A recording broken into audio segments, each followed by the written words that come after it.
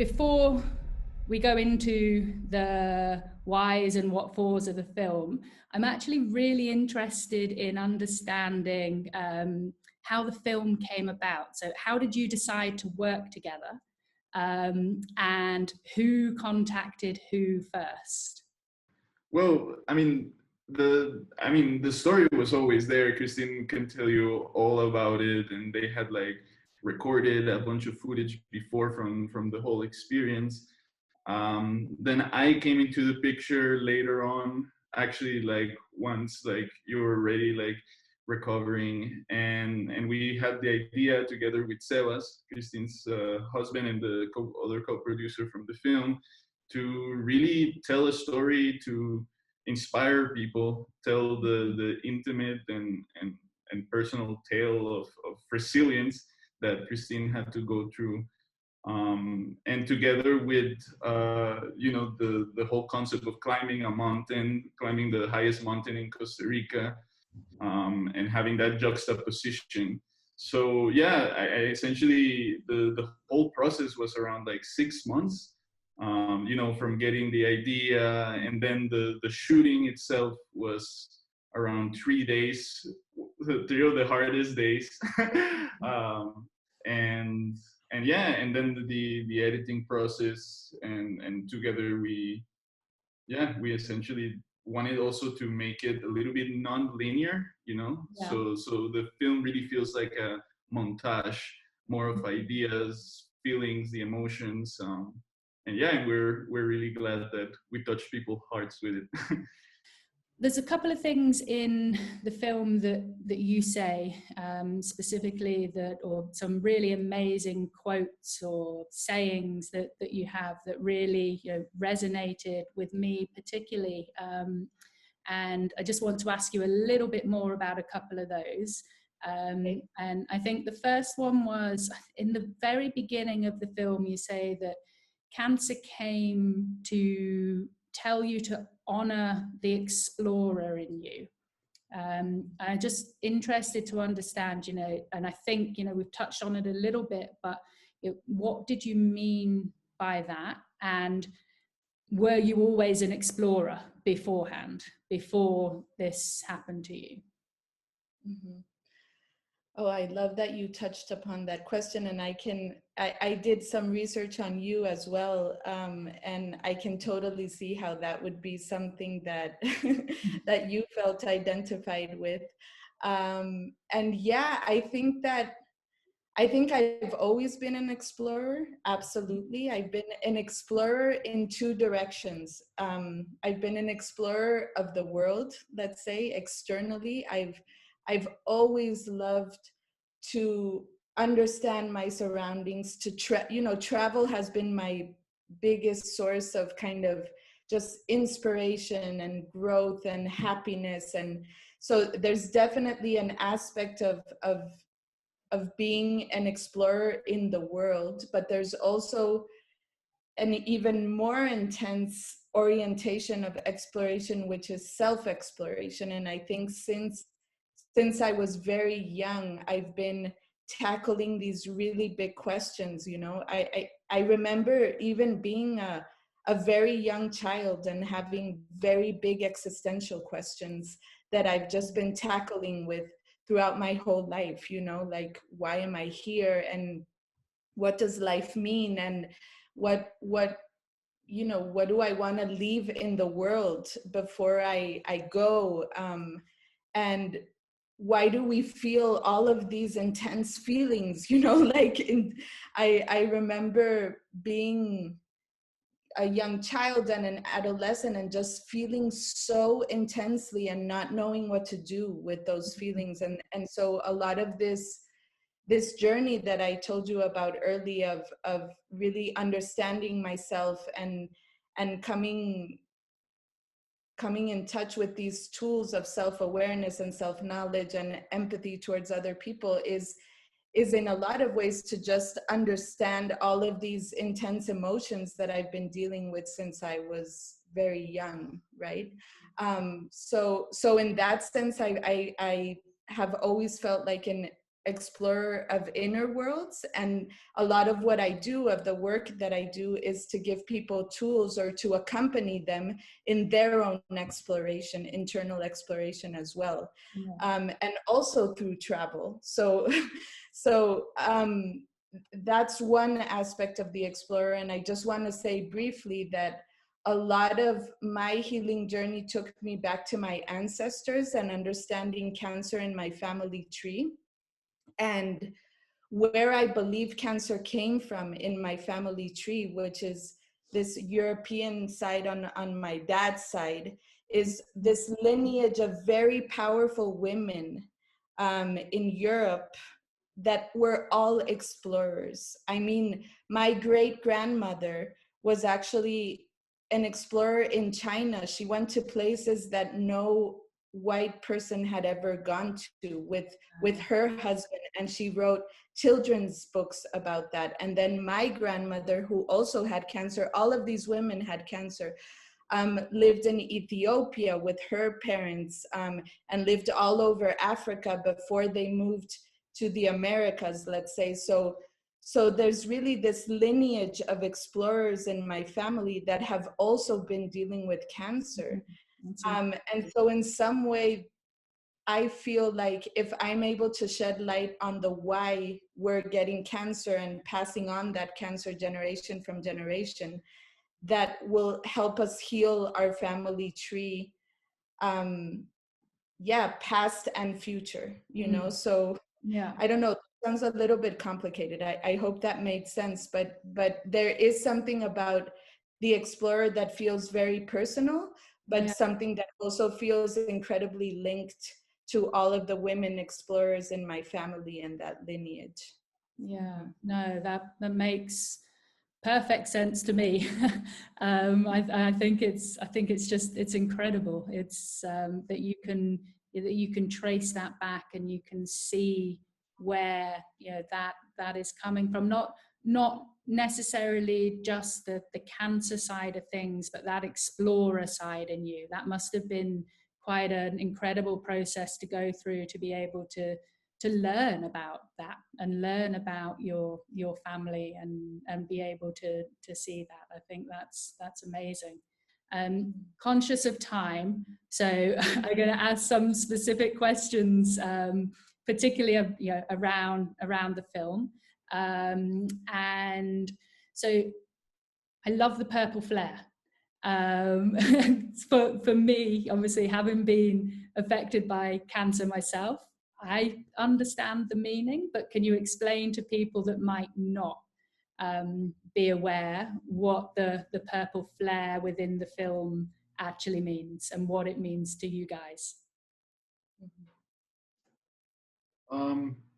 Well, actually we didn't even thought about it like that until then it fitted. But essentially we were doing several of these short films telling different stories in different parts of Costa Rica, and we decided to assign a different color to each of the stories. And the resilience short in Chiripo ended up being purple, and we tried to incorporate the color slightly within different shots with the clothing of the people were wearing, just this little artistic touch, and of course having the smoke at the end to celebrate the reaching the peak finally. Okay, and so yeah. it's not what I thought it was.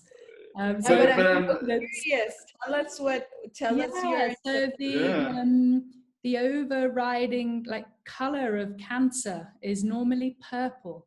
So all the ribbons of cancer, the overarching ribbon of cancer is purple, and that's what that's what I took from it, that it was That's amazing, because I think the relation we got was with the word resilience. It has some purple to it, and that was kind of our thought process, having an emotion to it. So you were doing it without even knowing. That's even knowing, I did know that the color purple had to do with the chakra of healing and just intuition. And so when we suggested that color for resilience, I felt like, you know, it had to do with healing in general, but I didn't know what you were saying about cancer. And I just wanted to add, since we're talking about the flare and whatnot, a peculiar behind the scenes anecdote is that not only did, while we were filming it, and this is so funny because the film is called Resilience. So to me, it's like, you wanted resilience, you're gonna get resilience. You thought it was about climbing the highest mountain. Oh, that's funny. Just you wait and see. And apart from my migraine, which you can see in the video, I mean, it was a staggering migraine. I was throwing up. I mean, it was really, really an intense migraine that I got, I think because of the altitude. But also, Andrés actually broke his foot. Oh no, really? While we were filming, while we were about to get to the highest mountain, to the highest peak, and we considered just stopping the filming and going straight to the base camp. And we only went to the peak because we didn't have any other option. When we asked the guide, can we just go, you know, straight to the camp? He said, no, we have to go through the peak. And that's why we summited, because at the time I was going through the migraine. Andrés was literally jumping on one foot to be able to get to the peak. And and it was just like one of the most intensive trials of resilience of our lives. I mean, it was so intense. Like we all reached the peak, you know, like I reached the peak, Christine, and we all started crying, the whole crew, just like, we can't believe what we just went through. And it was like very, very intense. And I'm still like recovering from my foot because I had to have like a surgery after and all. Broke two bones. That's horrendous. I was so I was obviously, I was going to ask you, as you were approaching the summit, and for both of you, from both of your points of view, how you felt, because obviously we see in the film the emotion of it, and we see all that coming through, but you know, what specifically were you thinking and feeling yourself? I think what was going through my mind was kind of like, I can't believe it, you know, like I can't believe that I made it this far. You know, I felt so moved and so grateful to kind of be there, and also for the people that were around us. You know, it was this tiny production team with my husband, with Andres, and with two other guys, like assistant producers, and the mountain guide. And I felt very present, actually very present in that moment, and very grateful to be living that moment with 4 souls that I consider to be incredible human beings, and that made me feel accompanied. And just in terms of the cancer journey, I felt quite invincible, I must say. I mean, I felt like, God, if I did this, feeling this way, and with all this self-doubt and all these limiting beliefs, you know, I kind of felt like, man, like I can do anything, you know, and anyone can do anything. Anyone can do anything they set their minds to. I really felt that certainty, like very, very deeply. And then the other thing that was very present was being very aware of the beauty of the whole situation, despite how difficult it was. And that's kind of how cancer was also, the entire journey. It was all of this difficulty combined with so much beauty, like profound beauty. And when you're in the top of the mountain and all you can see around you is beautiful mountains and wildflowers and the little birds chirping and everything, it was just like, of course, you know, it's like this incredibly emotional moment. We're so tired, we're so exhausted, and it's so beautiful as well, you know? And it just felt like the perfect metaphor with the entire cancer journey. And in those moments when we see in the film where, you know, I think there was one point in particular where you said, I can't do this, but I'm not going to stop, or something along those lines. What is it that really made you keep going? What is it that got you to the top of that mountain, do you think? I think putting my thoughts aside and just going into a flow where your thoughts aren't taking over the moment anymore. You know, you know how it is when you're doing something that requires so much physical exertion, like after a while you just kind of enter this trance where yeah, if you let yourself think about it, you're like, I can't do it anymore, I can't do it anymore. But then you just set those thoughts aside and you just keep going, and you trust that somehow your body will make it, because in the past you've done things that you've thought you couldn't do, and somehow your body takes you there. So I think it's just surrendering completely to that moment and trusting that no matter what I'm thinking, my body will be able to take me there. And also feeling very protected by the people that are accompanying me, you know, feeling this sense of trust, this web of people that I completely trust and that I know have my back. Yeah, absolutely.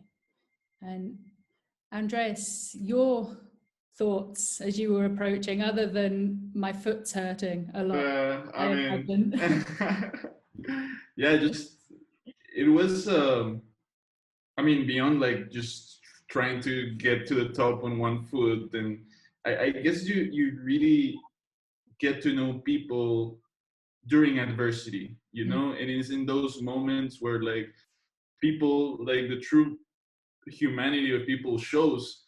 And I just remember that. And also I hadn't cried for a while, like when that happened, and that just unleashed this like vulnerability in me, you know. Once we reached the top, like how, you know, the people that we were traveling with helped me out, like climb to the top, and then all the rescue operation that came after was just very, very beautiful to see. I felt like this very deep connection with everyone. Happy that like I was not like, you know, alone in a circumstance like that. and and yeah, and overall, like I said, like ever since then, like it was like very vulnerable then, because then the editing process came, and I was editing with my broken leg, and as I was saying, like it was during that editing process that like it became clear that this is for something. Like I also broke my leg for something, and like there's also a reason why the film is the way it is. And yeah, and trying to take the adversity and transform it into something beautiful. Not a random question at all.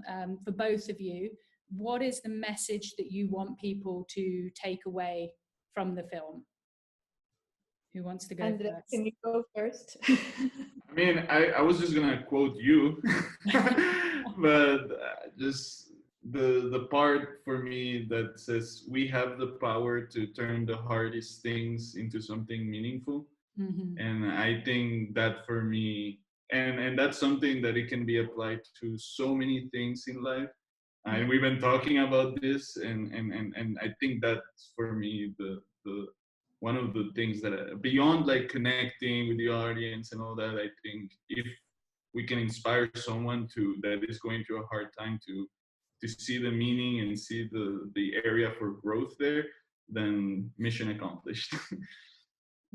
Job done. And yourself? No, I'm so glad I let Andres speak first, because that's definitely one of the major messages that I hope people get from the film as well. And since that was mentioned, another aspect that feels really close to my heart of the film is portraying a male caretaker.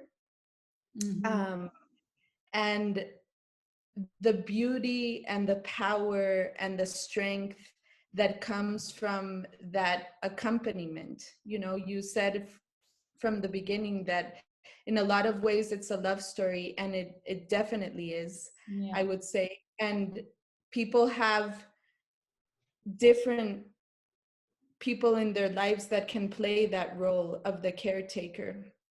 But something that we learned during our healing journey, and that really broke my heart, is that a lot of the doctors told us that a lot of the women enter treatment with a partner, and somewhere along the way that partner leaves, and they have to go through it either alone or with someone else. And that to me was just heart-wrenching. You know, like, it was so painful for me to hear that, because I literally do not know what I would have done without Sebas in all of this. So I think as we're shifting globally from patriarchy to a paradigm of equality and empowerment, portraying a male caretaker as the co-protagonist of the journey, not just the caretaker, but really we're both protagonists of the journey,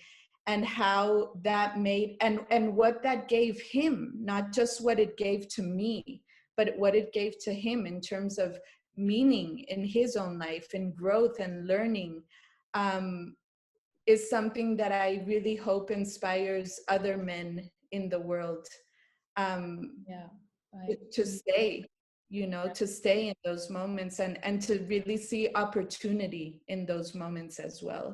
Yes, thank you. Thank you very much for your time. Again, the film really is incredible, and I really hope, which I'm sure it will, get all of the accolades that it deserves.